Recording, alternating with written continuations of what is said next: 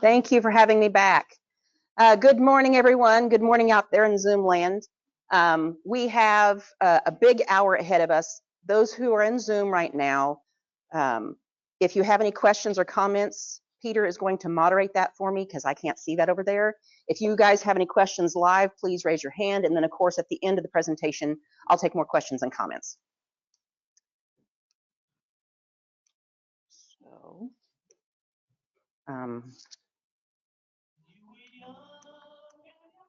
Oh no, I'm not the tech guy. there we go. Okay. Woo!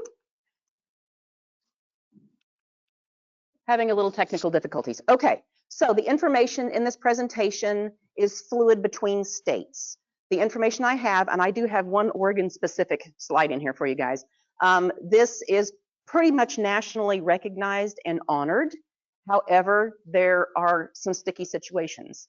When you're talking about death, dying, ethics, comfort care, there's a lot of black and white gray areas. So we're going to go over that. I'm going to give you some specific examples that actually happened to me and other friends and family we can discuss.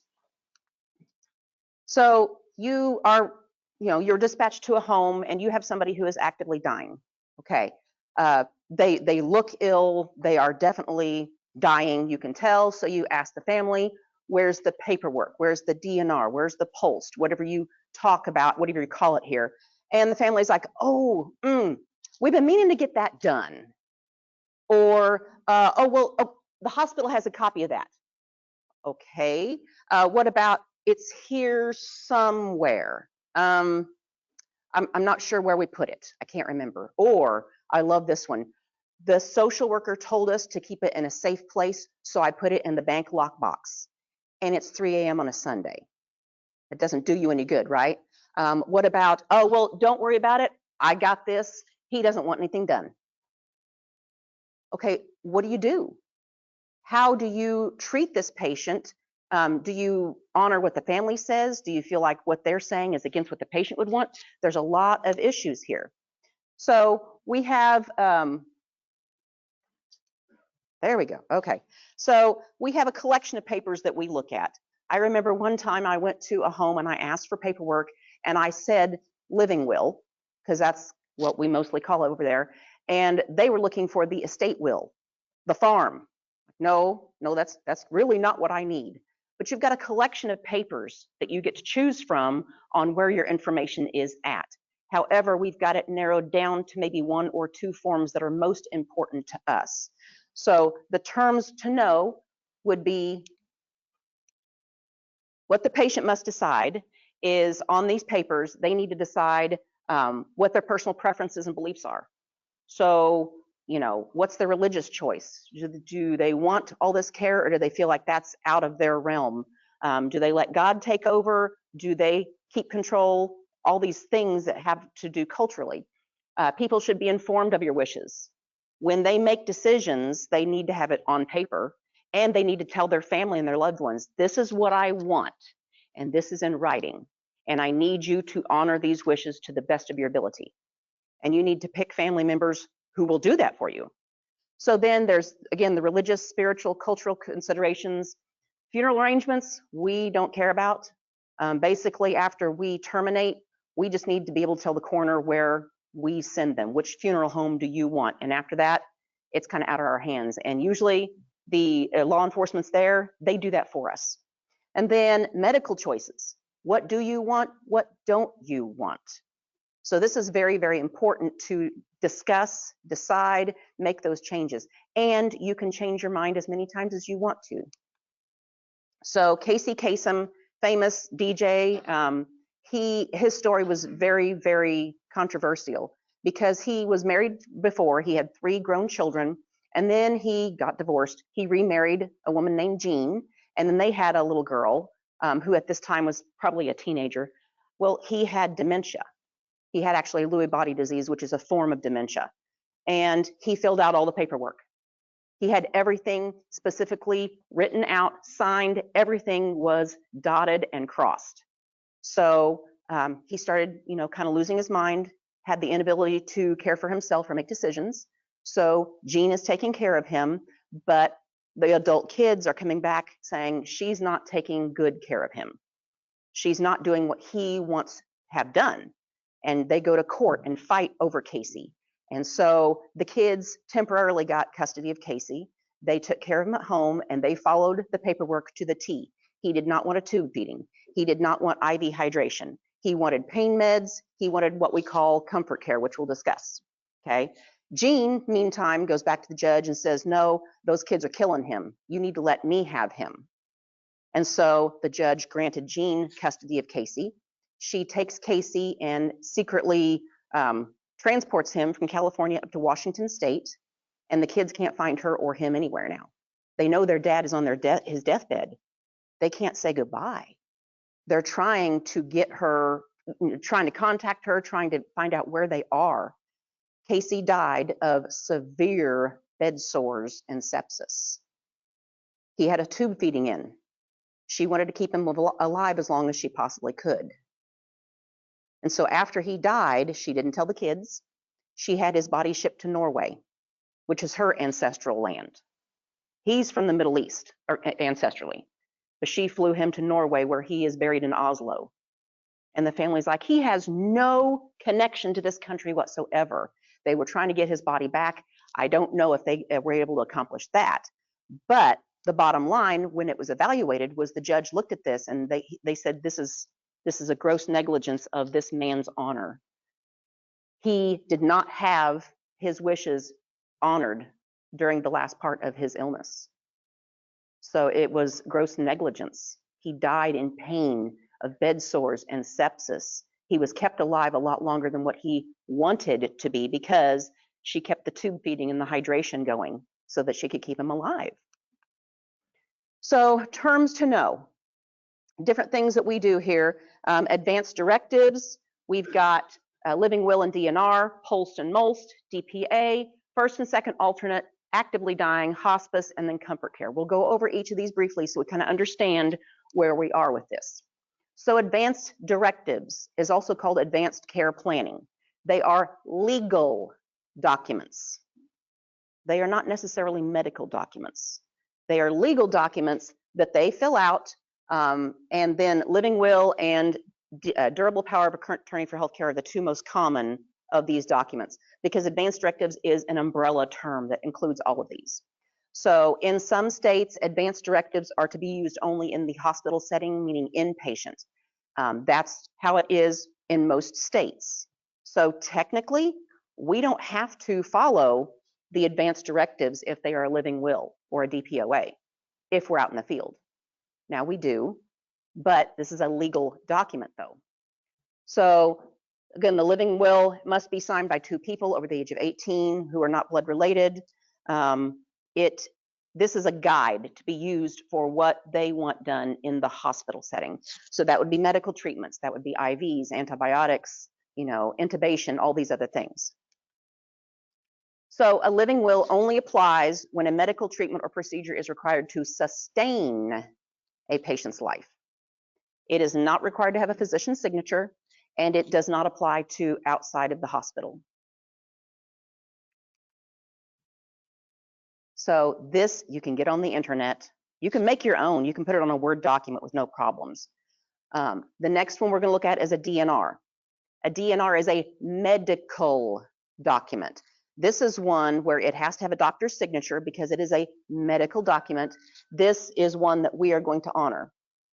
It is meant for outside of the hospital setting. So if a patient is admitted, they're super sick, they don't have an advanced directive, but they have a DNR, the doc can look at it and write a doctor's order, and that will be good for that hospitalization only. This is good as long as the patient has it and is alive, okay? They can change their mind at any time and they can change the form. Yes, we're gonna get to Pulsed, absolutely. So we do have, the DNR orders must be from a physician. It must have a legible physician signature. So a question comes up depending on where I'm at. And the last time I did this in Oklahoma, and it was a touristy area. And they're like, what do we do when the tourists come in with a DNR form? We don't know if this is a legit doc or not. There's one of your gray areas. If they're from out of the area and you don't know this doc, you're gonna, I don't know, honor system, Google, I don't know. I don't have the answer for that. But we're just going to try to honor it to the best of our abilities. There we go. So this one is just Googled, and you can have it printed off on a little card. You can have this and you can carry that card. Most states will say, we're not going to honor the card. The card's just going to prompt us to think, ooh, there's some paperwork somewhere that we need to be looking up. In Missouri, we have our DNR forms printed on purple paper, because when we're given a stack of white paper like this and we need to find something in a hurry, we look for the purple paper, and that's what we call it, is the purple paper. Other states have different colors. They have pink, it's usually a bright color, pink, yellow, chartreuse, the bright green, just depends on what state you are working in. This one is another one that you can print off the internet, but remember, it's not going to be valid until you take it to your doctor, discuss it, and have them sign it. So you can have all the paperwork in the world. If it's not signed properly, printed off, all the information, you don't have to honor it. So a DPOA, or a DPA, durable power of attorney for healthcare. So there's DPAs for a state. We don't care about their state. Remember, it's DPOA for healthcare. This is going to be a person or persons who are chosen by the patient to make decisions for them in the case that they cannot speak for themselves. So you can have several people picked. We recommend only 1 or 2 at the most, because you don't want butting heads in a really stressful time. They can also be called healthcare proxies or healthcare advocates. That's another term for it. So DPAs, they tend to get a little overzealous. They're with the patient is talking, walking, doing everything. They're at a routine visit or whatever, and that DPA steps in. I'm the DPA, I'm making decisions. Remember, as long as they are talking and making good thoughts, alert and oriented, they make their own decisions. Occasionally, you have somebody who's just tired or who isn't familiar with healthcare, and they'll be like, just do what they say. So that patient gives you permission to do whatever that DPA says. Okay, put that in your charting, because the patient made a decision and we're going to honor it. So DPAs and alternatives. Primary DPAs that's the one you're going to go to first. And if they are anywhere in the vicinity, that's the one you're going to answer to. It's not, if you have 2 DPAs, you have to figure out which one you're going to answer to. No, primary DPA is who you're going to answer to.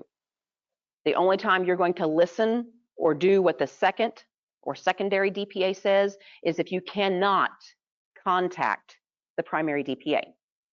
So a gentleman is dying, his daughter is primary, his son is secondary, his daughter, they've been trying to find her. They can't get a hold of her, and we really need a decision made. Okay, we've tried contacting her, or if the family says we can't get a hold of her, you might want to try getting hold of yourself, or you can chart family reports inability to contact daughter. You're covering your own butt here. And then you can bring it up to the son like, okay, you're up, and here's what's going on, and we need you to help us make a decision. Here's the paperwork. We're going to honor what your dad wanted to the best of our ability.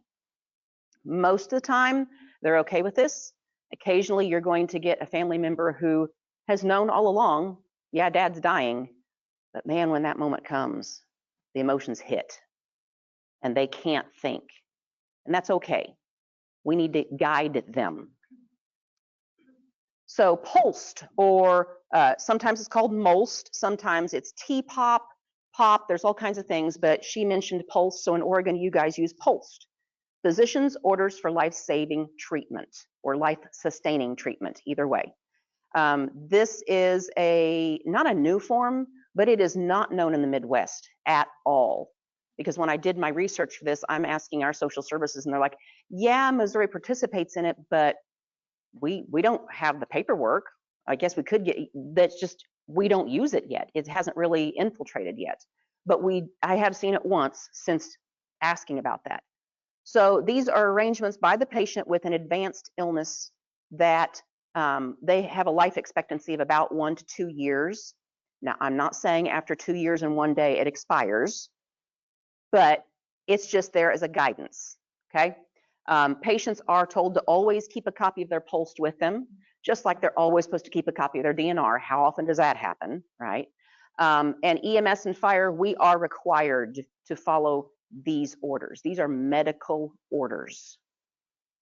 This is as good as calling your medical control. But these papers have been filled out by their doctor, who knows them better than we do sometimes. So these are medical orders. So if you have a pulse and it says one thing and the patient is now saying something else, does that make it null and void, or does that mean that we still have to follow the doctor's? It's the patient's wishes first, and then we can say, listen, we will do what you say. The doc says this, and he's basing it on what you had told him, and they can say, I changed my mind, and that's okay. I just wanted to make sure. Sure, absolutely. Great question. Question up here. Yes. You good, Jesse? Okay. All right. So the National Pulse Map, the dark pink, so it's all pink of some shade, and that indicates that every single state in our country recognizes the Pulse program and honors the Pulse program. The dark pink are states that are active in that program. So Oregon is light pink, and I think this map was 2022. Do you guys see many pulsed forms? Yeah, that's great. Okay, so you're more active in this, yeah.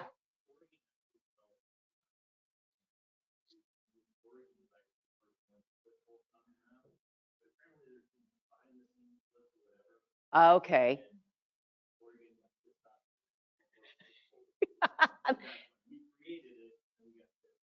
Okay, so that makes better sense. Thank you for clarifying that.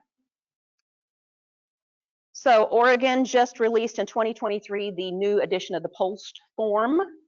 Any pulsed form you have prior to 2023 will still be honored. It's going to be grandfathered in. The only time those folks need a new pulse form is if they change their mind. If they change something, if they need something changed, then we're going to get the 2023 pulse. So make sure you honor all pulse forms as long as they're filled out properly, signed, and dated. So a pulse, a TPOP, any of those, they are not necessarily a DNR. This is a healthcare plan. This is, I know I'm going to die in the next year, but I would like to have these things done if this happens.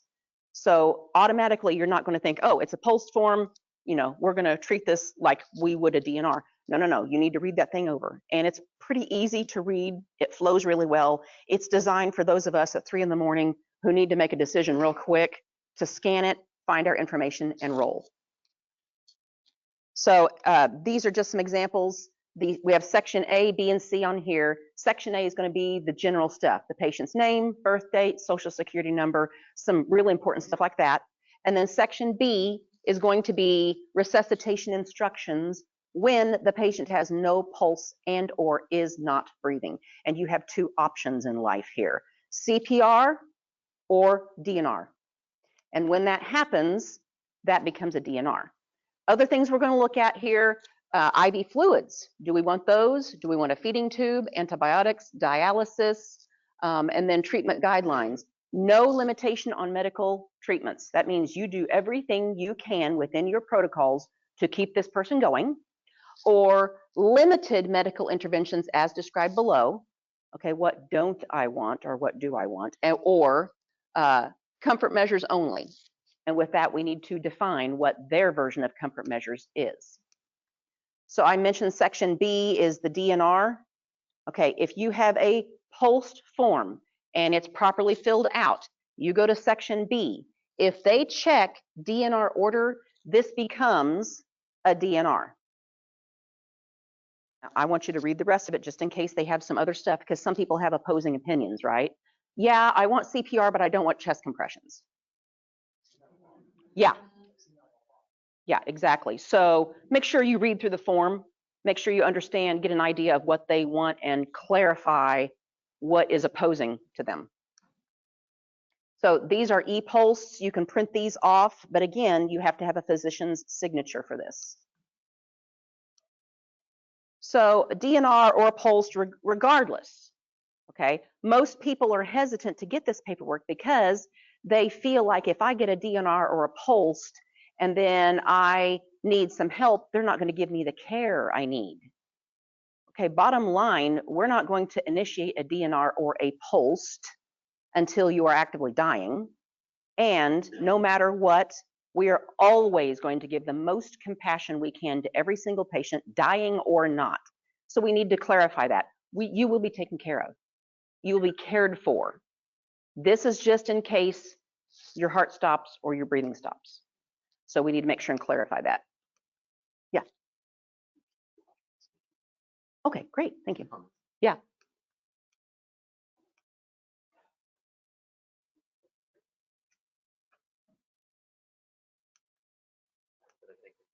Yeah.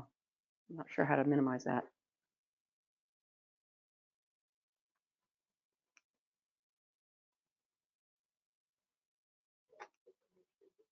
I'm not sure. We'll try it. There we go. Yeah, we're back. Okay, so yes, sir, in the back. Uh-huh.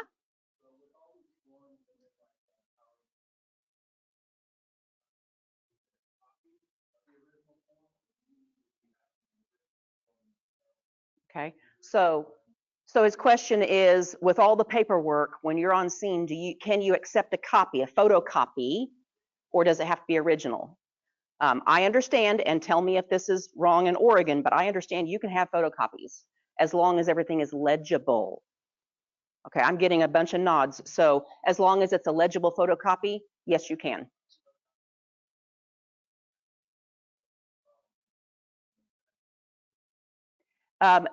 If you have a picture on your phone, you go by the most recently dated form. So scroll to the date, and whichever date is the closest is the one you're going to honor. Yeah, yes. Yeah, as long as it's legible. And then what I do is I'm like, you send that to my work email because I want to embed that in my chart, especially if I feel like this is a little bit of a hinky situation. Yes, ma'am, in the back.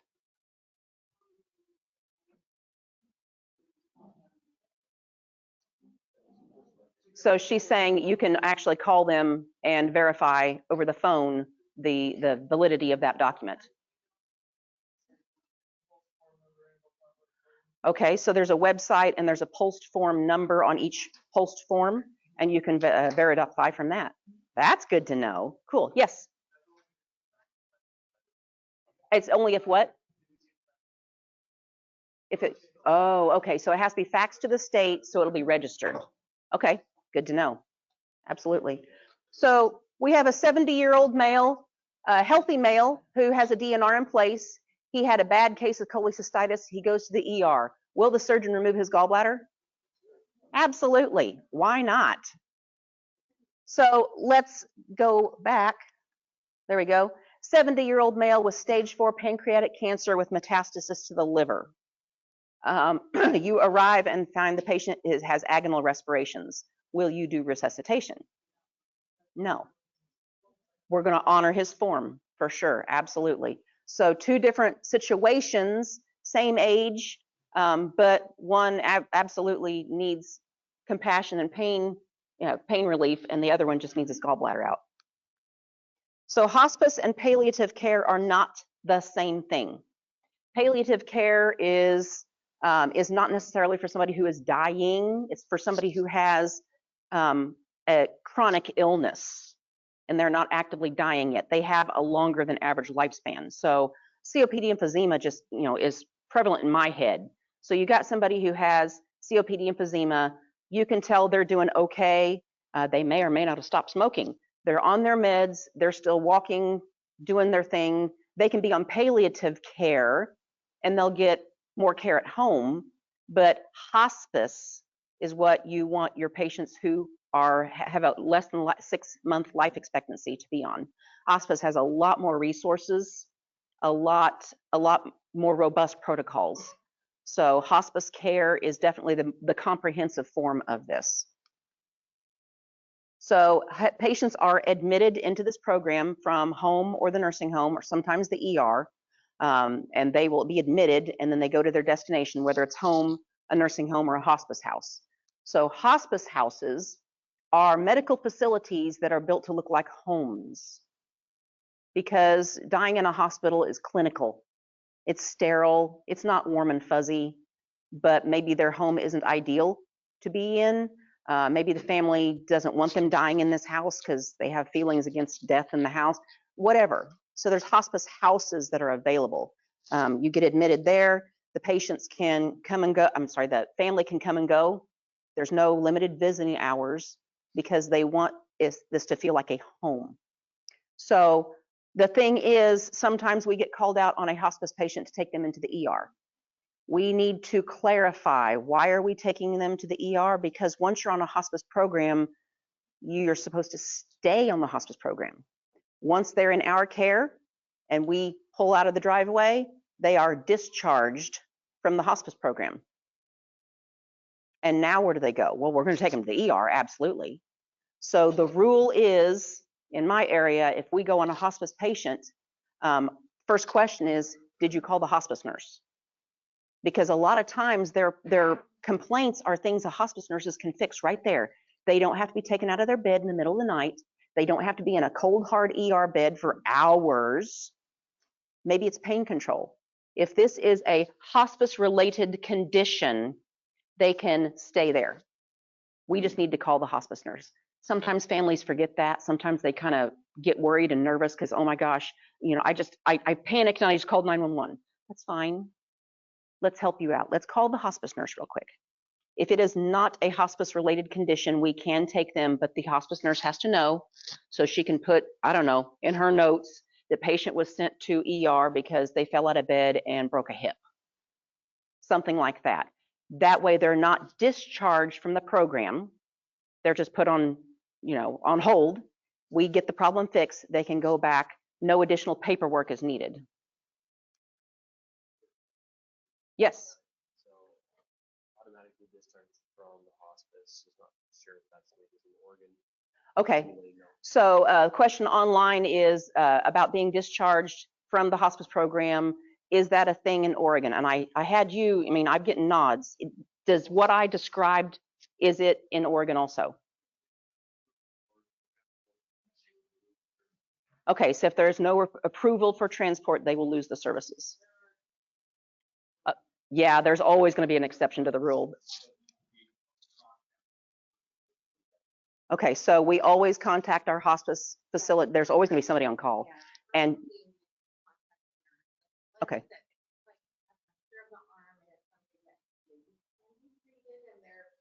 Okay. Right.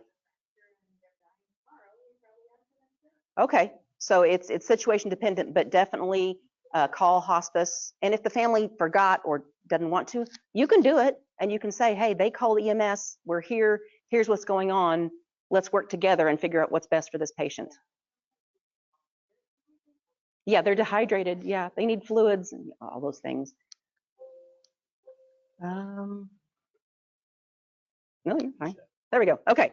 So the definition, I mentioned the first slide, patients actively dying.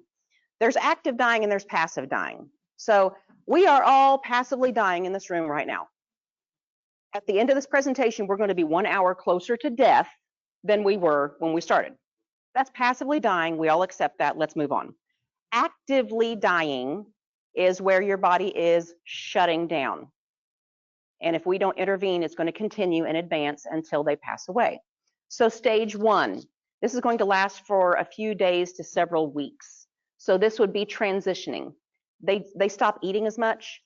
They have increased sleepiness. They don't talk too much. Now, they'll still wake up. They usually, they'll be laying in bed or in their recliner. Their eyes will be closed and they'll be dozing. But if you come up and say, hey, Grandpa, they'll open their eyes and they'll talk with you, and they may want the grandkids to play around them. They just want to be surrounded by family, but they don't want to have to interact. They just they're kind of like soaking up the love type thing. So that's called transitioning. Lasts from a few days to several weeks. Stage 2, okay. This is from a few hours to a few days. Heart rate changes, breathing changes. You have a significant decrease in responsiveness. You can no longer just say, hey, Grandpa. They don't wake up, but if you go, Grandpa, oh, they'll wake up for you, but they don't want to stay awake, and that's okay. Their circulation starts to decrease, their color starts to turn a little dusky. So then stage 3, minutes to a few hours at best. This would be an increase in restlessness. Sometimes they start picking at things, they are not oriented, they may reach out their arms or their hands, and like I said, they may be picking at things, or they just may be holding out their arms like reaching for something. Their breathing patterns are very erratic. You have Cheyne-Stokes respirations, which is really fast breathing, and then the stop for 10, 20 seconds, and then, and then they'll breathe fast again. Very, very erratic. The last things that you will see from an assessment point is they will start getting mottled in their extremities and in their back where they're laying, and then they have very erratic heart rate, and they'll have what we call the death rattle. Don't put that in your chart, but it's gurgling, it's crackling in their lungs, it sounds like they're drowning. It's very, very disturbing for the family, but all the hospice books and everything say this is not uncomfortable for the patient. This is simply part of the dying process. So this is stage 3, lasts a few minutes to a couple of hours. So when the actual time comes, I mentioned this before, family has known they've been dying. They've known for months. They've gotten ready. They've got all the paperwork ready. But when that time actually comes, it hits them like a wall. And they're like, whoa, wait a minute. He's gone?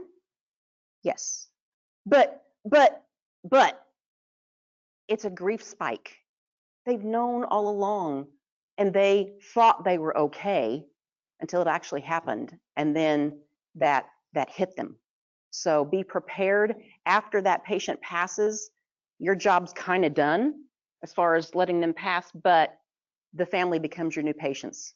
No, you're not going to write a chart on them, but you're going to be there for them, because how you act and react to them will stick with them forever. If you do black and white, what the book says, okay, well, they're dead, coroner's been called, we got to get back to service, thanks, bye. They'll never forget that. So stick around for a few minutes if you can. If you absolutely can't, apologize. Say, listen, I'm so sorry for your loss. We would love to stay here, but just try to explain to them why you're having to do this.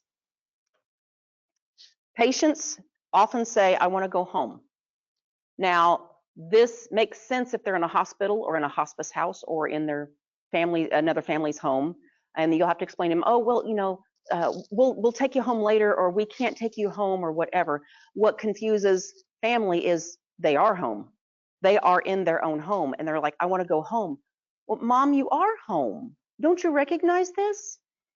A lot of religious leaders, a lot of hospice nurses, a lot of experts in death and dying agree that when they say, I want to go home, it's home to the next destination, whatever their religious choice is. Heaven, the other world, another life, whatever they believe in, that's their home. They know this one's done. They know they're leaving. So when they say, I want to go home, it sometimes means they're ready for their next step in this process. Hearing is the last sense to go. Always, always. People who have had near-death experiences have been resuscitated. They all will tell you, yeah, I saw the white light and everything, but even after it went dark, I could hear. I could hear my husband, I could hear my kids. So we always tell our patient's family, hearing is the last thing to go. So if you have anything that might be disturbing to them, let's step outside and we can talk about it in depth. I will give you all the information you need to. When we step back inside, everything's going to be positive. You don't have to say anything if you don't want to, but at least let them know we're here. We're not leaving your side. It's okay. You can, whatever you need to say to them to make this, but anything that, well, yeah, I'm only giving them another hour. I'm not going to say that in front of them. So dying patient protocol, end of life care, depends on what you call it. This is a written protocol and it's pretty generalized. So this isn't like their post forms that's what they wanted. This is just generalized how we're going to do things. Home health and hospice are really good with this. Typically, EMS doesn't have a death and dying protocol other than what paperwork we need to honor, right? But this would be a written set of instructions. So how often are you going to take vital signs? How often are we going to turn them, reposition them? How often do we give pain meds? What about family contact, mouth care, all these things? They're just standards that we try to follow. But I will tell you, this is what hospice follows. They have protocols for all of this. So comfort measures only. This is a final step. When you have the order, comfort measures only, this can be pulsed, this can be DNR, it can be inpatient that doc writes an order to be carried out for hospice, home health, whatever. This is what the patient wants that would give them the most comfort without intervention. So usually comfort care means mouth care because their mouth is dry and sticky and nasty. So give them mouth care, moisten their mouth so they're comfortable. Turn them, put them in a comfortable position of comfort, give them pain meds, keep them warm, keep them cool, put a fan on them, all the little things that you would do to a sick person. So we're going to just make them comfortable. Some people, comfort measures only means, yes, I do want an IV because I don't want to get dehydrated. I want a feeding tube because I don't want to have those hunger pangs. Okay, that's their version of comfort care. We're going to honor that. What if the patient or the family says, do everything you can? Do you really know what that entails? Have you seen a resuscitation? Lay people don't. And what's on TV is not always accurate. So you know, if it's early enough in the phase, you may want to say, okay, that's fine. What's going to happen is when we get here, or when you call 911, this is going to happen. You're going to have CPR, you're going to have an IO, you're going to be intubated, all these things. And then do everything you can technically involves dialysis, ECMO, an organ transplant recipient, all these things. At what point do you want us to stop? Sometimes is the way you need to put that question. You're like, oh, I didn't know you did all that. Yes, sir. That's what resuscitation is. It's long, it's hard, it's complicated. So just educate them. So has the patient talked about what they want in their end of life to family, friends, neighbors, pastor? Have they expressed any opinion about someone else's end of life treatment? So we've all seen those patients that had everything done. They were coded 4 times, they came back, they had brain damage, they're in a nursing home on a trach and a feeding tube, and they'll be there for years. And you're like, I don't want that. Or I do want that. Has that person ever seen those things and voiced, I don't agree with what that patient, with what our friend chose? Use that as a guide. Do you remember when so-and-so died? Okay, that's kind of what is going to happen to you if we do this, this, this. So give them some clarification here. What are the patient's values? So ethical issues. Suicide patients with DNRs. Well, crap. You got a DNR and then you killed yourself so you could make sure and stay dead. Sticky situation, right? Because psychologically speaking, somebody who wants to commit suicide is not thinking rationally. So when you filled out that DNR form, you were not in a clear state of mind. So we don't honor it. But what if they were in a clear state of mind? They had a terminal illness. They did not want to live longer than what they needed to. So they filled out the proper paperwork and then they killed themselves. Okay, do we honor it or not? I don't have the answer. It's going to be a situation by situation basis. So we have DNRs. What about family objections? Some policies like this one says, in a situation where the family objects to a DNR or advance directive, the emergency care provider should initiate resuscitation unless obvious signs of death are present. Do we have paperwork? Is it signed? Is it legible? Are they the DPOA? Are they primary or secondary? There's a lot of variables. This is just a blanket statement that doesn't address all the situations we need to talk about here. What about tattoos?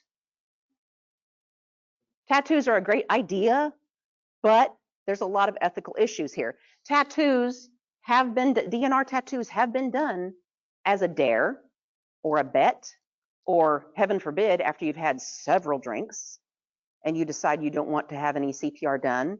And then DNR, if you just put DNR, that could be Department of Natural Resources for anyone else. So what does DNR mean?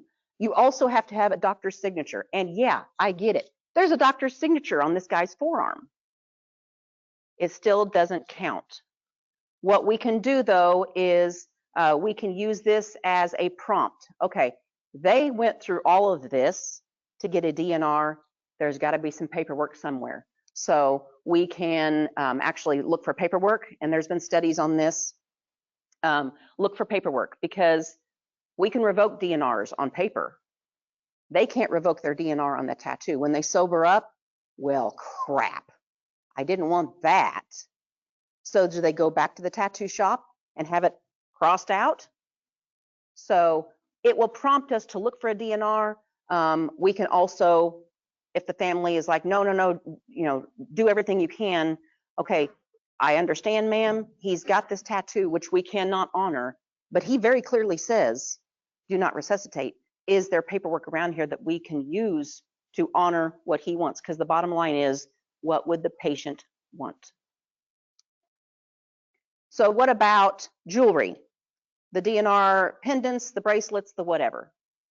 Most states require that you have paperwork submitted to the Secretary of State, and they will issue a state-issued jewelry of your choice, whether it's a bracelet or a necklace of some sort. You have to have proper paperwork. On the back of these will be the patient's name and birth date. So that way you know it's the right jewelry for the right person. Yes, you can get this stuff on Amazon, but the whole problem is, if I ordered a dozen of these DNRs and hung them on the patient's necks that I didn't really care about working, you can do that. So that's why it went back.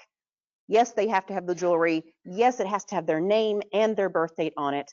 And that jewelry is also only there to prompt you to look for the paperwork.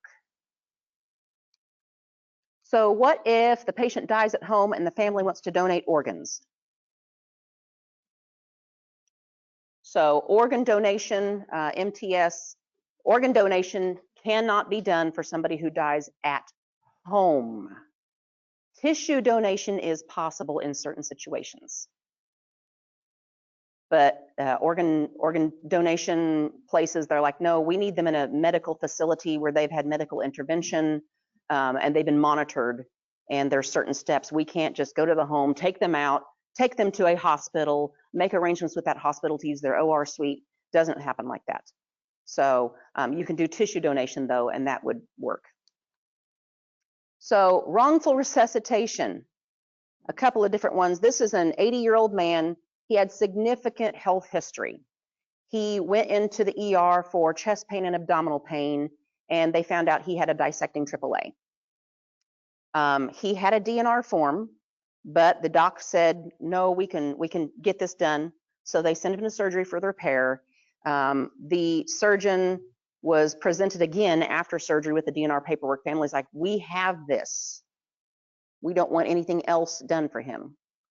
Well, in healthcare, specialists, orthopedic surgeons, cardiovascular, all these docs, they are graded on their performance. So if you have a surgery complication within 365 days of that procedure, that's a ding against you. And it's actually reported. So infection rates for surgeons, you can look that up. And if they have a high post-op infection rate, don't go to that surgeon. This surgeon wanted good marks. So now his whole goal in life is to keep this guy alive for the next 364 days. And after that, then it doesn't count against him. It's considered a good grade because the patient survived and didn't have any complications. So that's one story. The next one, Florida family. This was an elderly female in a nursing home who had a DNR signed 2 weeks prior. Everything was perfect. She fell and broke her hip. Nursing home calls EMS. EMS gets there. The EMS had the DNR paperwork. They had the face sheet, everything. They called ahead to medical control saying, she's not doing good. She went into cardiac arrest. So they're calling medical control. We're en route. We've got DNR paperwork. It's all good. Medical control said, work her and bring her in. So they started resuscitation, got her to the ER. Family had been called by nursing home before. They arrived and go, what the heck? Mom didn't want this. We have DNR. Don't you have the DNR paperwork? Yes. Well, why didn't you honor it? Well, our medical control said we had to. Yeah, but this DNR paperwork says you don't. So the family sued. I don't know the outcome of that court case, but this lady was, because of the legality of it, she stayed alive for 12 more days before she actually passed. The family was livid. This is not what she wanted. What about the family? Family wanted a do not resuscitate order. The doctor did not. This is similar to the AAA story. This gentleman had a heart transplant but never woke up. Now, he didn't have paperwork in place. But after the heart transplant, when he never woke up, the family is like, okay, Dad has always said he did not want to be in long-term care. He didn't want this. Let's go ahead and do a DNR or a pulsed. And the doc's like, no, not for another 363 days. So they tried to keep this guy alive. And I don't know the outcome of the story, but the point of that was the DNR was not even going to be issued because that doc wanted a good record, a good grade on his procedure. So what about the doctors ignoring the DNR? Kind of like before, this patient was in a nursing home. The nursing home didn't have the paperwork. They couldn't find it. So they coded her. And the family, again, is like, wait a minute. She had a DNR. Where is it? Well, the nursing home's like, I don't know. So it actually went back on the nursing home. Like, you failed to provide the proper information to this crew. This was in Georgia. This was at a home for a group home for special needs patients, like really severely mentally challenged patients. And the family had admitted the sister, so the man had admitted his sister. His parents had passed away. She was in her 40s or 50s, but she was severely mentally challenged and they couldn't take care of her at his house anymore. So he admitted her. He was the DPA, but he hadn't done any paperwork because she was still fairly healthy medically and he just hadn't done it. Well, one day he went in there and he noticed she had a DNR bracelet, a pulse bracelet on. He's like, what's this? And the nursing home's like, oh, well, you filled out paperwork and we had the doctor sign it. And he's like, no, I didn't. I'm not ready to make that decision yet. She's still good to go. And they're like, oh, we don't understand. And then he started noticing all the residents of this home had the pulse bracelet on. So they started looking into this, and he actually looked at the paperwork. Has to have 2 doctor signatures, right? One of the doctor's signatures was a doc that hadn't worked there in 3 years. And this lady had only been admitted last month. What this home had done is took a bunch of blank copies of DNRs and had all the 2 docs just sign blank copies, and they automatically stamped the patient's name on it when they were admitted without consultation for anybody. So everybody in there was a DNR. Okay. So what about family disputes? This is a very gray area. So what your patient's pulseless and apneic and has a DNR, and it very clearly says that he or she does not want anything done. The primary DPA is present and has paperwork proving that they are the decision maker and they want everything done. What do you do? So, I mean, you got to move pretty fast with this one. You can say, listen, I know we've got paperwork here, but here's the paperwork saying they don't want any of this stuff done. I want to honor what they want because they are the first priority. If the family, the primary DPA says, I understand that, but I'm saying you do everything. We have to do everything. But in your charting, you put down primary DPA, their name, presents paperwork proving that they are, and they insist that a full resuscitation be done. Whether you agree with it or not, You're following the rules of the law. So inform the family that we are required to follow those patients' wishes as much as possible. Sometimes in the grief, in the stress, they just need to be reminded, listen, I know you aren't ready and you'll never be ready for them to go, but this paperwork says this, and we really want to do what they want done. Sometimes they just need a little bit of a reality check with a lot of compassion, and they're like, oh, yeah, they did say they didn't want anything done. And so you're like, okay, so we're going to go ahead and just let them go. We go ahead and sit next to them, hold their hand, talk to them. We're not going to leave you alone. Sometimes they just need that little bit of a prompt to remind them this is what the patient wants. So what about your patient has DNR paperwork, and patient has DNR paperwork, the family members are present, none of them are the the DPOAs. It's distant cousins, it's everybody. There's no primary DPOA there, and you can't get a hold of them. There's no secondary. But you've got the DNR paperwork. What do? You follow the paperwork. Exactly. And you explain to them, listen, I know that you guys want us to do this, but we've got this paperwork and your names aren't on this. So we're going to do what the patient wants. So a patient is actively dying and her son, who is the DPOA, is present. The DPA is asked to reinforce the patient's wishes. The son is completely distraught. So this lady is actively dying of a GI bleed. And we've given her all the TXA, all the fluids, all the blood. She's too old for endoscopy, all these things. And we're like, your name's right here. And we're going to go ahead and just stop right now because that's what she wanted. And the son's like, no, no, no, no, no. I'm like, okay, this is what she wanted. Yeah, but I'm not ready. Just do everything. You have to do everything. Chart it really well. So this one is in rural Henry County, Missouri. And by rural, I mean the road, I wasn't sure we were going to get the ambulance down. In the middle of the timber, there is electricity in the form of one single light bulb hanging from a cord in the middle of the cabin. There is no cell phone reception, no internet. We have a landline, okay? It took us 20 minutes to get about 5 miles into the woods. So we get there, and this elderly gentleman is found in the cabin, and first responders got there, they're doing CPR. This is a Saturday. The sister comes in, she was just right behind us. She comes in, she sees that we are doing CPR, we're doing everything because I have no paperwork, okay? She comes to me, and we got everything settled in, and she says, listen, he was just diagnosed yesterday, Friday, with a terminal illness. And we already have an appointment with the lawyer in town on Monday to get paperwork done, because by the time he was diagnosed, they couldn't get into the lawyer's office. It was too late in the evening.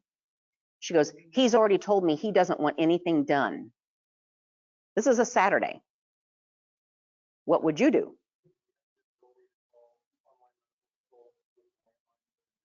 Yes. Okay. Yes. Mm-hmm. Yeah. Exactly. Yeah. So his question, I'm doing this for Zoom land because they can't hear. So his question was, you know, can you call medical control on a landline or on a radio and clarify? In this really specific situation, I had the landline. I was able to call medical control. So yes, you can, as long as you've got word from the family members, this is what you want. You put down the family members' names and you report what they told you. Because if they come back later and go, wait a minute, you said this, you've got it in your charting. So that's what I did. I called landline, I called the doc, I told him what was going on. He's like, yeah, let him go. I mean, if the sister's rationally thinking, you know, very cooperative, and that's what we did, is we just stopped right there. Yep. So what if the patient changes his or her mind about the paperwork? If they're alert and oriented and they're still answering questions and they are in a rational mind, they can tear up the paperwork, shred it. and shred all the copies too. And then if you want to make those changes, you go back to your doctor, social services, whatever, and say, listen, this was the old copy. I want a new copy made and I want these things on there. And that's what you do. The question back there was, what if it wasn't an original? Yes, you can use photocopies as long as they are legible and easily read. So you have two different DNR forms with two different dates. Again, the most recent one, absolutely. What if the person on scene identifies themselves as a DPA for the patient and they make decisions that go against the PULSE paperwork? Do they have their DPO paperwork? They're supposed to. They were picked by this patient as hopefully a responsible person and not a hot mess in life. They need to have the paperwork to prove that they are. If they don't, we follow PULSE paperwork. If they would have come back at us later, we put in our chart, patient identifies themselves as primary DPOA, but has no paperwork to prove it. So PULSE paperwork was honored. So who is held accountable? It is not our job to look for the paperwork, and it's not necessarily our job to verify the paperwork. We just need to see a name and signatures, right? We're not going to be pilfering through their office looking for this stuff. That's their responsibility. And once we look at the paperwork, as long as it looks like it's all verified, that's fine. We don't have time to call or Google this doctor's name to make sure that they are the ones. And that can get into a sticky situation because you can download this stuff from the internet and you can sign anybody's name to it. And if you're not from the area, how are we to know if this is legit or not? So documentation, if your charting software allows for scans, scan it in so that way you're just backing up your stuff. Chart who you spoke with. Was it the DPOA and what is their name? It's the spouse. It's the daughter. Which daughter? Put their name and tell what decisions were made and based on what. Daughter expressed that patient never wanted this done. So put that in your charting and make sure and put your names so that it just validates. Oh, I talked to the daughter. Oh, really? What's her name? I don't remember. Maybe if the patient had more than one daughter, you never know. So make sure and list it by names. So chart if you were given a photocopy or the original. Note the date that it was signed or notarized, especially if you can't scan into your software. Put PULSE paperwork reviewed, was signed on this date and time, and it said these things. So then if something is more detailed, more than just simply withholding CPR, or put those details in there. Patient said DNR, but down here said chest compressions only. So put down that you did chest compressions only. You did what the patient wanted.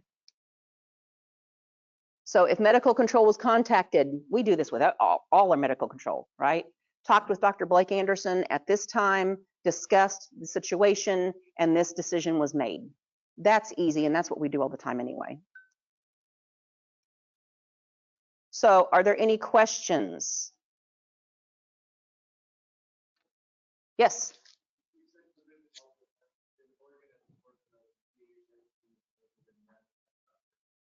Okay, so in Oregon, PAs, NPs, and homeopathics are allowed to make those signatures too. Okay. Okay, chat.